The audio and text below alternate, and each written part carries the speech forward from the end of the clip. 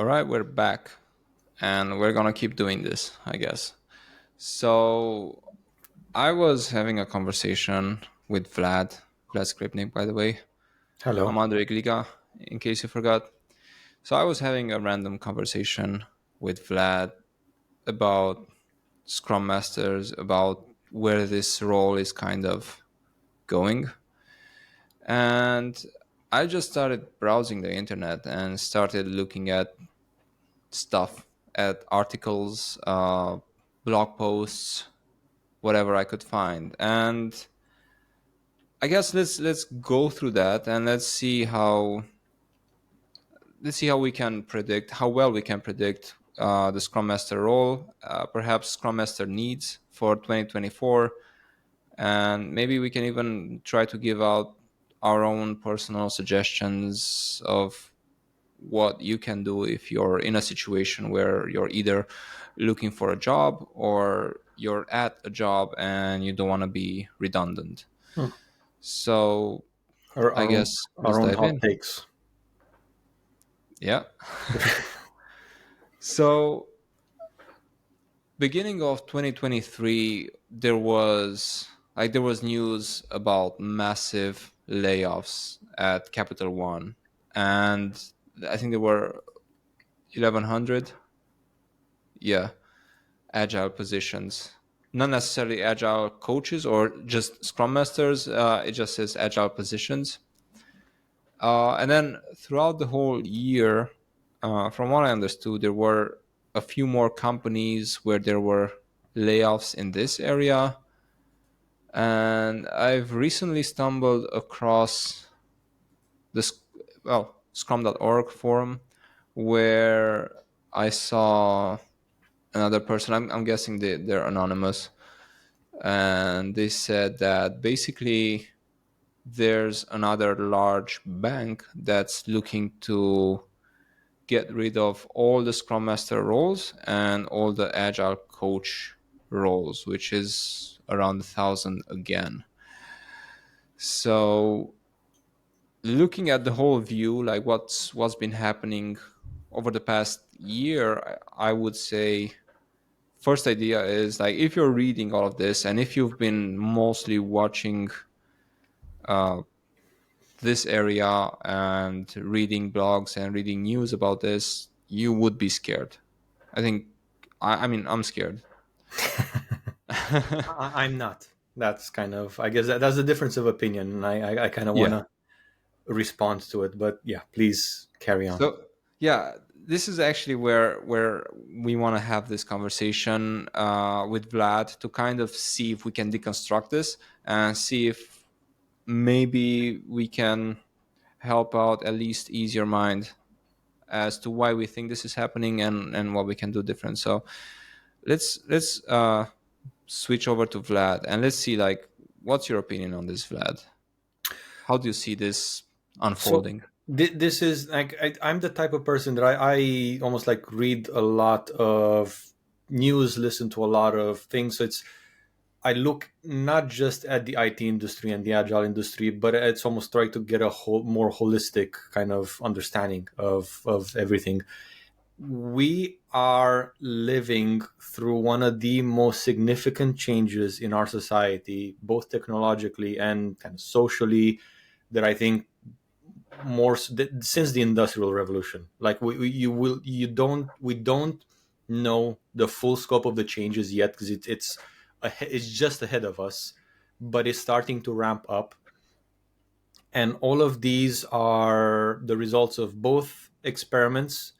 Some of them fail, which in the case with the banking industry trying to adopt Scrum is, in my opinion, just an example of a failed experiment. The Scrum works brilliantly in certain situations, but doesn't work brilliant, is not for every single situation.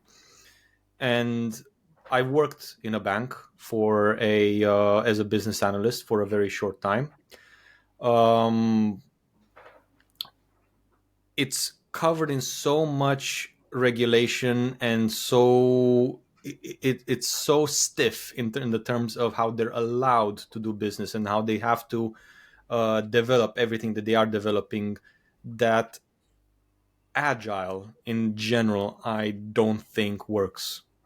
Like how can you do agile when basically this, and this is kind of a insider scoop, the biggest banks in the world are still implementing regulations that came off of the back of the 2008 financial crisis. They're not done implementing the changes required by law for each country. So it's such a slow process in which the government and the banks kind of go back and forth, in which trying to do Scrum, trying to do Agile doesn't make sense. You can try to do it in limited amounts in terms of how your apps work for aimed at your customers, but even then you have to be very careful of regulations and rules surrounding it.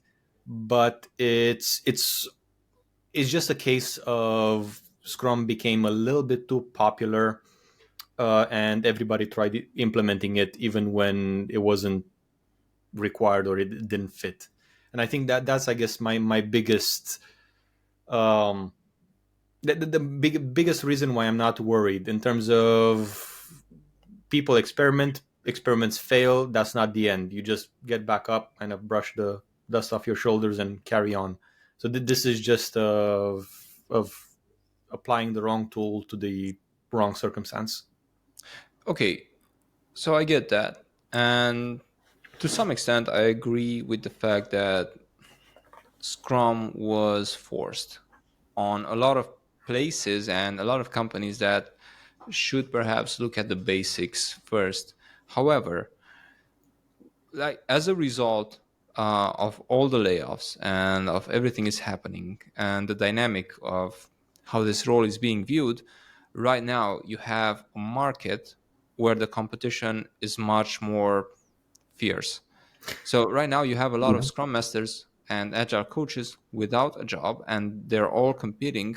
Like you're going to have more people competing for one position than you did 2 years ago, for I example. Yeah, I think for a very short time that is true. Okay. So okay, so why would you say that? Why would you say a very short time? So it's because of the way that it was implemented to begin with. This is going again with kind of taking elements from different parts, but the economy was going well, interest rates were very low, so any type of experiment that any company tried to do in terms of trying to reform itself was cheap, was incredibly cheap. Like borrowing money was almost free basically for big corporations to try to experiment.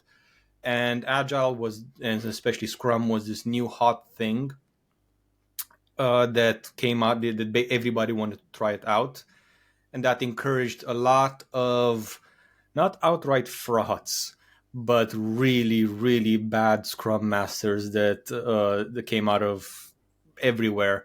That just did, it was like Scrum in name only. Like it was project managers that read the Scrum guide once and it's like, okay, I'm done. Let's do this. It was just because it was too easy to make money in that industry, and that attracts these types of fake talent.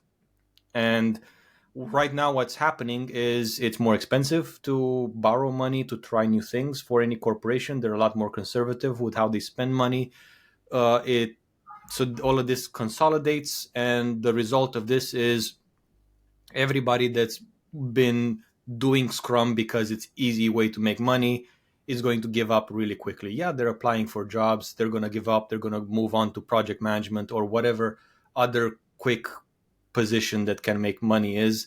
And if you're good at Scrum and if you're a good Scrum Master, hold on for a few months and you'll be fine. Like you keep applying, not just stop, but keep applying, and you will find something.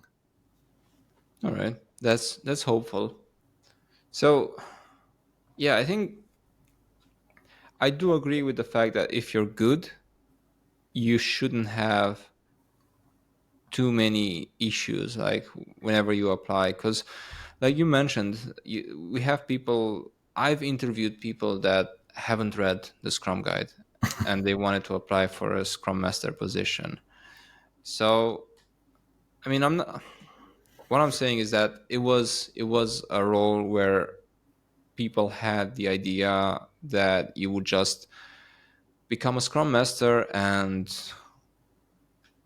do 4 meetings a week or however meetings a month and just be there, set up those calls and just be there silently waiting for them to finish, or just tell them like it's been 15 minutes guys, uh let's let's parking lot this. Yeah. So I think, yeah, that bubble kind of burst.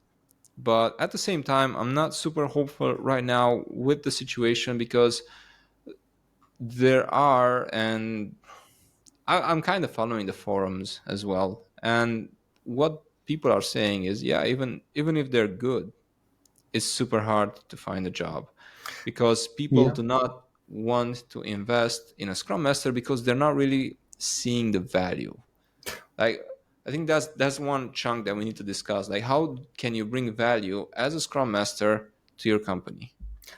Step one, hire a good scrum master, and I think that's the biggest problem that we have. Like there have been so many, exactly as you described them, like scrum masters that thought, oh, this is an easy way of just kind of 4 meetings a week and then just get the paycheck at the end of the month, and that tainted the reputation, the overall reputation. And now we're going through a phase where that reputation just has to be fixed, and it's going to take a little bit of effort, a little bit of time. I will talk a little bit more in depth just after you're done, kind of with going through this, because I have I'm looking at a different aspect of the IT industry that will loosely touch on this as well. Okay. But effectively, there's a few things, mainly reputation, that needs to change, and the second thing that I do think needs to change and will change inevitably is the mindset of people. Like the way employment will be, I guess, looked at or addressed will change over the next few years, and I think that will be in the favor of the current employee. However, that will be shaped, remains to be seen. But I'm, I guess, an optimist at heart, and I'm looking at all the possible solutions and all uh, the ways you can solve this puzzle, I guess. All right, fair enough. So then, moving into 2024, which is what I wanted to discuss mostly for this episode, let's see, how can you as a scrum master, or how can you as an agile coach navigate, first of all, if you're already hired, how can you bring value to your company, or how can you showcase your value if you're already bringing your value, and if you're just looking for a job, how can you be in front of the competition? And maybe a third one that we should be discussing is actually, what if you want to become a scrum master now? What if you're just starting now? Let's actually start with this. Let's say you want to start as a scrum master. Vlad, you've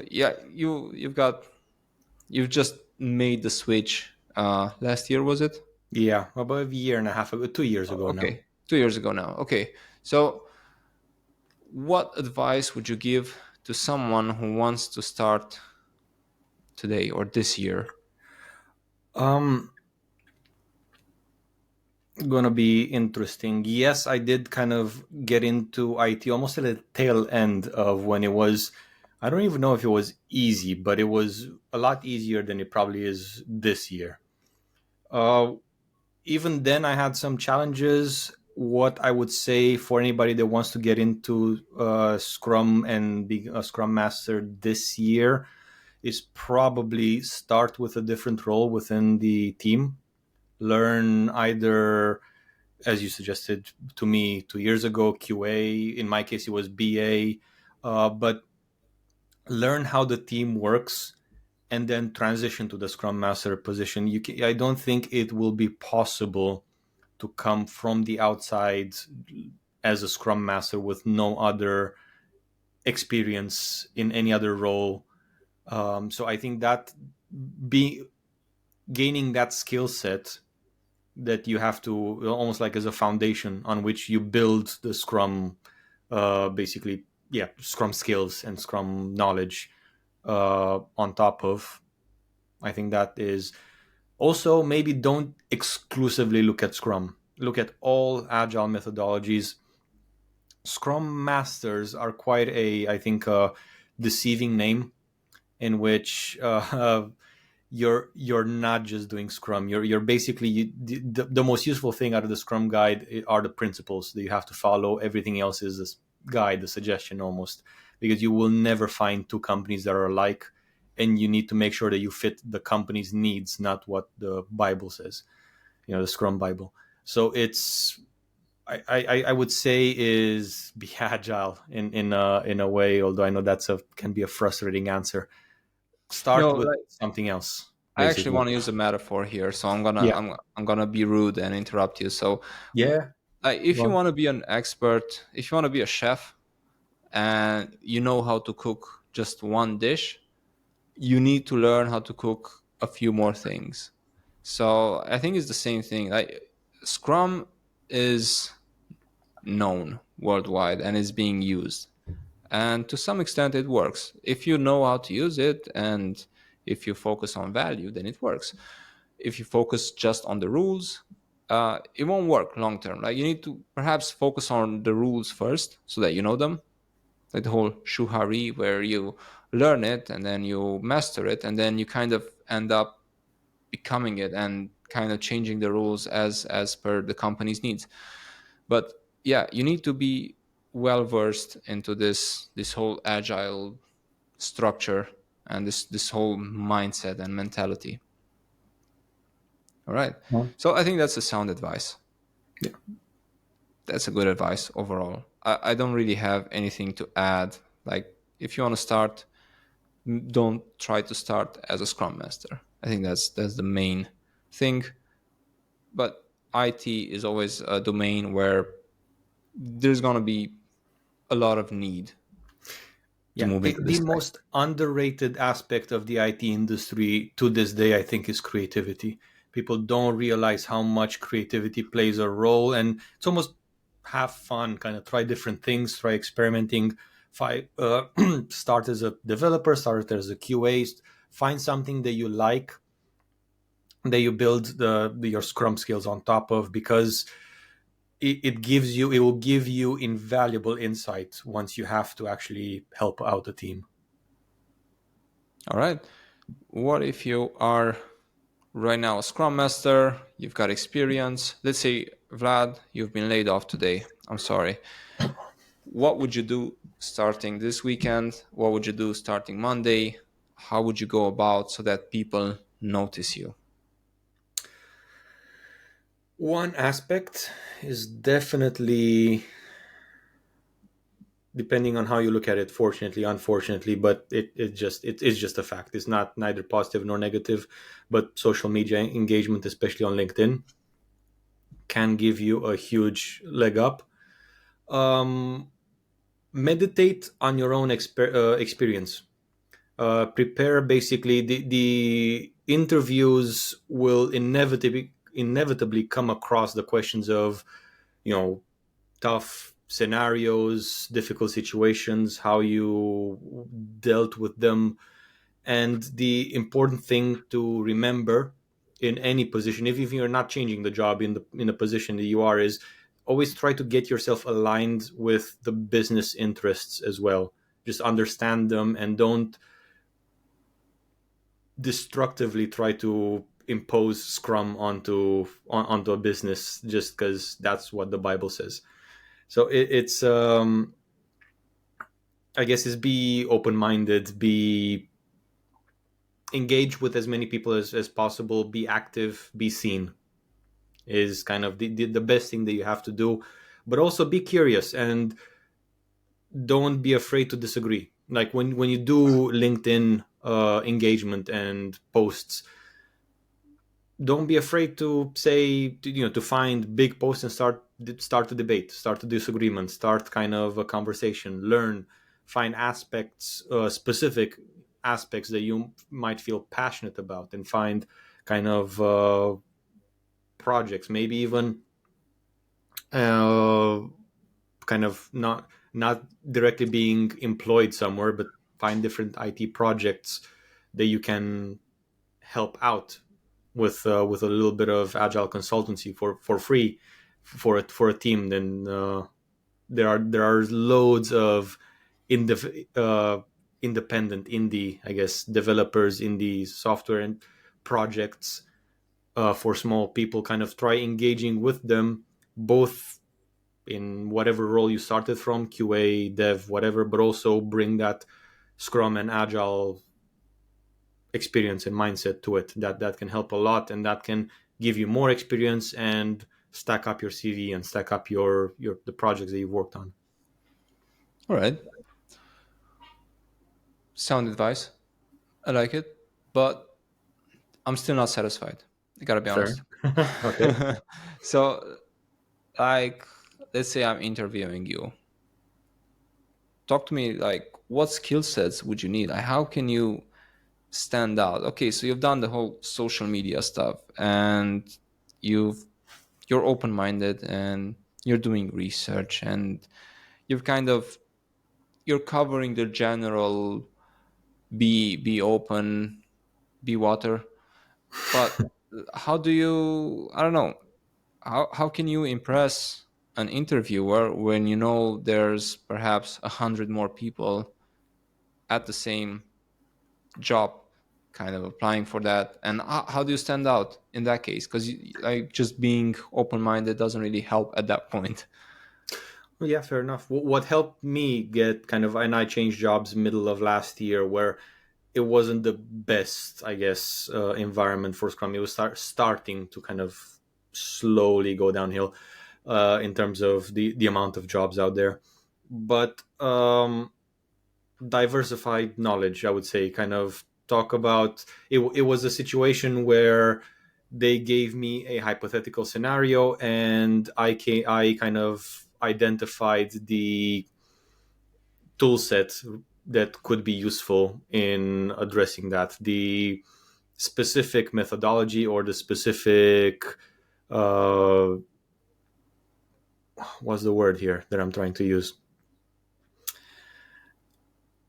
I guess the specific approach that I guess is the you can do, and we've had guests on this podcast. In the case of Michael Lloyd, where you had was it not dysfunction mapping, This but this It was uh, dysfunction mapping. is it dysfunction or dysfunctionality mapping or No, it's dysfunction mapping. dysfunction? Yeah, exactly. So it's different tools, different ways of approaching the same problem. No two, like I said before, no two companies are the same. So it's having a breadth of knowledge, maybe not just regarding Agile and Scrum, maybe demonstrating that you understand the business, the kind of how their perspective is, and that's how one way of standing out as well is understanding that, look, at the end of the day, I know you need to make money, you need to be profitable, so I will use all the tool sets that I have in my kind of Scrum tool set to make it more efficient in order to actually reach the end goal, which is increased profitability for the company. So you touched on something there, and I think to some extent I kind of wanted to go in this area Yeah. a lot more, and I'm gonna start answering my own questions Yeah. in this case. But yeah, I think one huge thing that I suggest everyone be aware of is finances.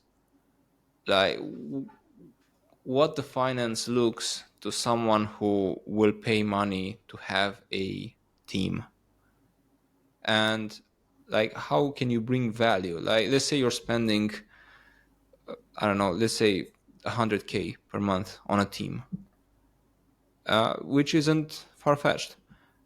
Then adding that scrum master to that team, how does that help?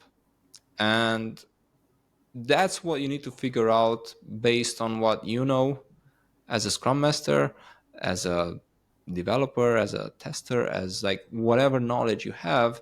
You kind of need to know, like, am I impacting this? Like if a company is spending 100K a month on a team, and if you add on however many $1,000 per month to add me to that formula, am I gonna move the needle? Am I gonna add on to the company profits or stop the loss in any way?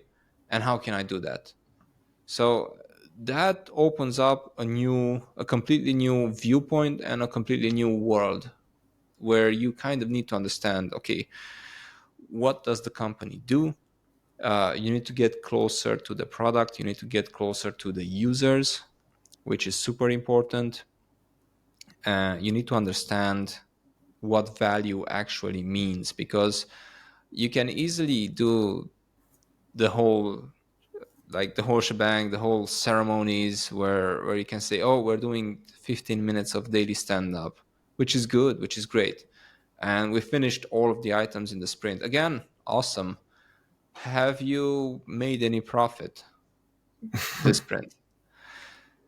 And it's a nasty way to ask it, and perhaps profit is not the best word to use, because profit can be seen in 6 months, in some cases, maybe in most cases.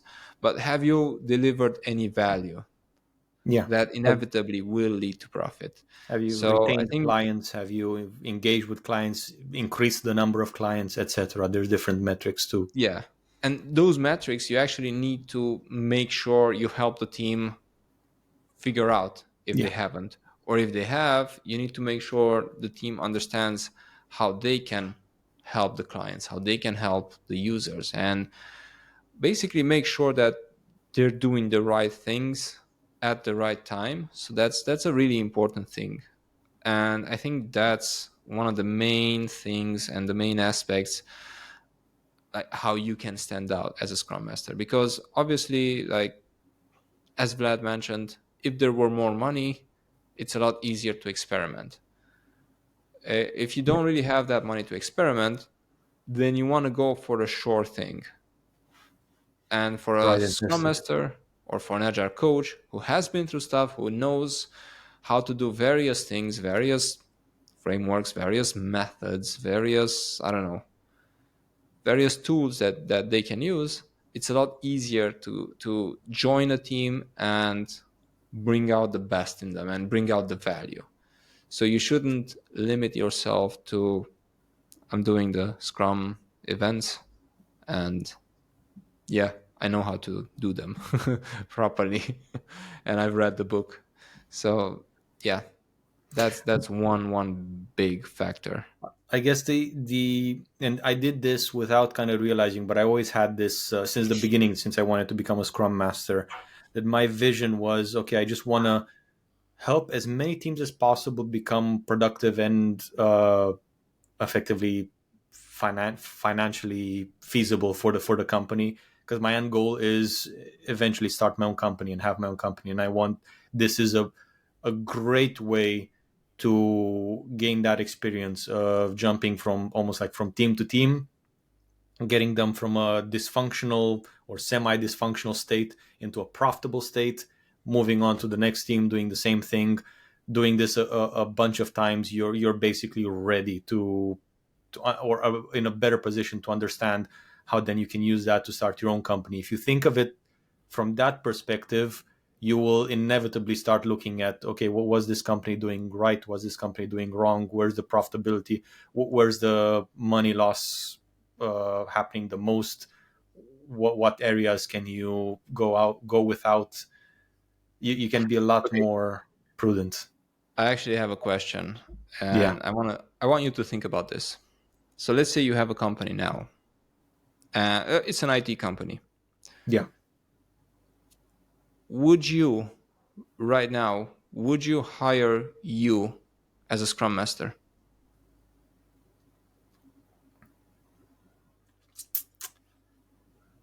That's a tough question.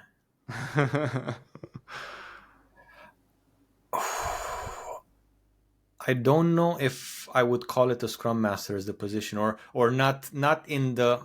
You see, that's one, I guess, maybe an advantage that I kind of gain a little bit of knowledge from the inside. it'd be more kind of towards, or agile coach slash scrum master that I'd be looking for. I probably, depending on the level the company's at, if it's a So relative startup, I would yeah, say yes, because it's not that complex of a, I guess, is not that convoluted of a work stream in terms of not too many departments, not too many workers. yeah, It's a but relatively smaller team. would you have money to spend on an agile coach? Well, the money that you're getting right now, Yeah, yeah. I guess and my point is it wouldn't be a pure agile coach slash scrum master. I would give more responsibilities to myself, basically, and especially in a startup, any startup that you get. By the way, if you get a job in a startup, prepare to step outside of the your role. Is going to be all hands on deck. Those types of companies require everybody to go the extra mile to get it to a stable place. But I would say, yeah, that's where I'd be prepared to offer myself the role, with the caveat of you need to also do multiple roles, and I'll try to, I guess, define them early on, but it may not be possible. So I would almost like ask myself to almost like be a agile coach slash scrum master plus anything else that needs to be done in the meantime. I think that's a good mindset to have overall. I'm not saying do a lot more jobs than you're being paid to do, Yeah. but But don't be afraid to go the extra mile. Which kind of brings us to our third point, which I don't really want to miss, is how do you stand out if you are already employed as a Scrum Master or Agile coach? start, or almost like raise your head above just your team. Look at the bigger organization, how everything fits, how everything. Like my experience is that a lot of Scrum Masters, especially comfortable Scrum Masters, they just want to, like we covered, do the ceremonies and then mind your own business. Just have this very narrow mindset. Look up and understand the dysfunctions of the whole organization. Avoid silos, which is one of the biggest thing that's happening in terms of you just blame everything on a different department. That department blames everything on you, and you end up infighting and not being aligned on the business objectives.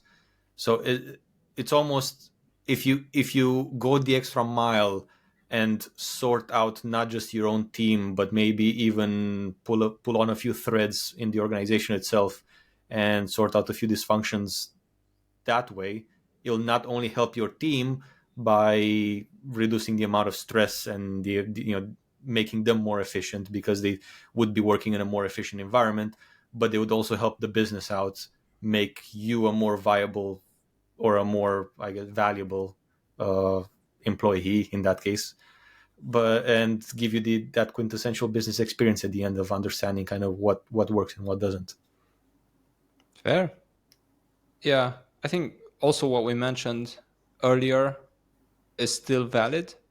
Like I would say, one, understand finances, which is Exactly. super important, uh, and two, understand value, which again, like value is should be at the core of what you're driving towards.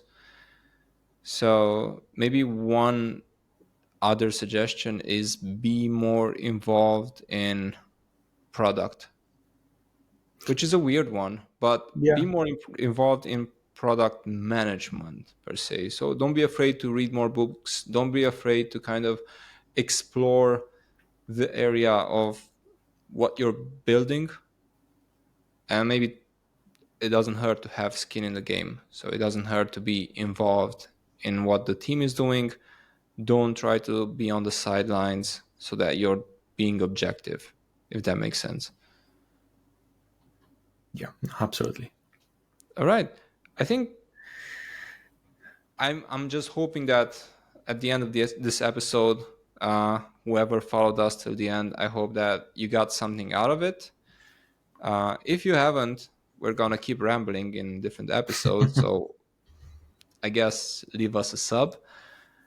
But if you have anything that maybe we should have touched, or maybe opinions, suggestions, or something that we actually said that's completely wrong, drop us a comment. And yeah, I think that's a wrap. All right, awesome. Thank you. Thank you. All right. Boom.